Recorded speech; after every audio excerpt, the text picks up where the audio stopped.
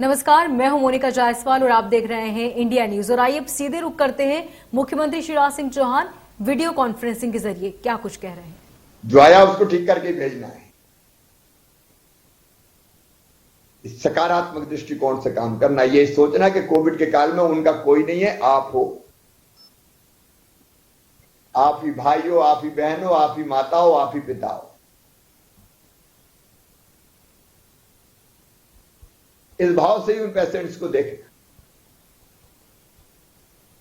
समय पर दवाई देना, उसकी चीजें सुन लेना, डॉक्टर्स को बता देना, भोजन चाय नाश्ता समय पे मिल जाए, देने वाले दूसरे रहेंगे लेकिन उसकी भी चिंता कर लेना।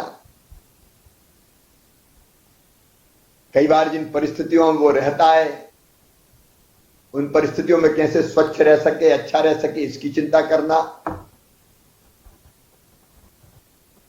ये आपका धर्म है।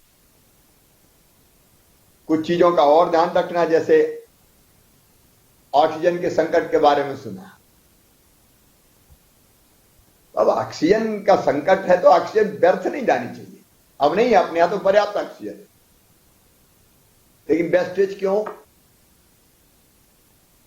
अब बाथरूम जा रहा है तो भी ऑक्सीजन चल रही है, निकाल दिया तो भी।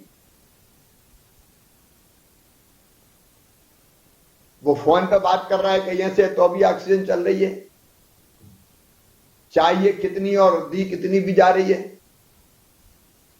ज्यादा ऑक्सीजन भी देना नुकसान करता है लंग्स को, तो जितने जरूरी है उतने ही। उपकरण ठीक से चल रहे हैं कि नहीं चल रहे, इंस्ट्रूमेंट, उसका ध्यान रखना। यह आपकी ड्यूटी में शुमार है। आप ऐसे कई वैक्सीनेशन के काम में लगेंगे, तो वैक्सीनेशन में भी एक बाउल में या तो 10 डोज है या 20 डोज है। एक भी डोज बेकार नहीं होना चाहिए। इस समय वैक्सीन सुरक्षा चक्र है, जीवन रक्षा चक्र। तो 10 है तो 10 ही लगना चाहिए। पता चला कि 2 रह गए, खराब हो गए, वो अकेले आपका काम नहीं है, आपके साथ बाकी टीम भी रहेगी। मैंने पहले ही कहा कि वेटिंग के लोगों को भी बुला के रखो, तो 10 में से अगर 8 आए तो 2 हमारे व्यर्थ नहीं जाए, दूसरे लग जाए। आज प्रधानमंत्री जी ने एक बात और कही कि 10 के उसमें इतनी वैक्सीन, वो दवाई रहती है, वैक्सीन रहती है कि वो 11 को लग सकती है ढंग से लगाए तो। वो लेकिन ट्रेनिंग के बाद ही मैं उसके बारे में नहीं कह रहा। कोविड का जहां तक सवाल, अब हम नियंत्रण पा रहे हैं। एक दौर था जब अफरा तफरी थी, अस्पताल में बिस्तर बढ़ा दिए, अब 67-68 हजार बिस्तर हो गए अपने पास। आईसीयू बेड, ऑक्सीजन बेड अपने बढ़ा दिए, इसलिए बेड्स की अब कोई कमी नहीं है। कई जगह खाली हो रहे हैं। पॉजिटिविटी रेट लगातार गिर रही है, आज तो 7% के आसपास पहुंच गई। स्वस्थ होने वालों की संख्या बढ़ रही है और पॉजिटिव आने वाले घट रहे हैं। आज 5200 के आसपास पॉजिटिव पूरे प्रदेश में मिला के आए। रिकवरी रेट लगातार बढ़ रहा है, स्वस्थ होकर लोग घर जा रहे हैं। इसलिए अभी बड़ा सकारात्मक माहौल है और इसी में जाके हम काम संभाल के, मैं तो चाहता हूं कि मेरे बहनों के कदम इतने शुभ हों कि वो अस्पताल में प्रवेश करें और वहां धीरे धीरे कोरोना के मरीज ठीक हो के चले जाए और नए आए न ज्यादा। अपन तो वो दिन देखना चाहते हैं, इसलिए हम दिनों रात काम कर रहे हैं।